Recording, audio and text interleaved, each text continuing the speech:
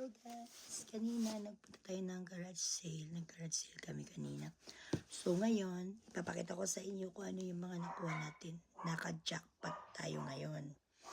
So, ito ipapakita ko sa inyo kung ano yung mga nabili namin sa garage sale dito. So, ito yung nabili namin guys. Mga perfumes. Naka-jackpot ako dito. Grabe, ang dami. So, nabili ko lang to siya ng mga, mura lang siya. Basta hindi ko nasasabihin.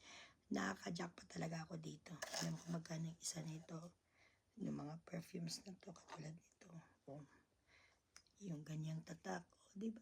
Oh, jackpot na jackpot lahat ng mga perfumes. Almost. Tapos, tinan nyo guys. Oh, babakita ko sa inyo yan. Ayan. Napakadami, diba?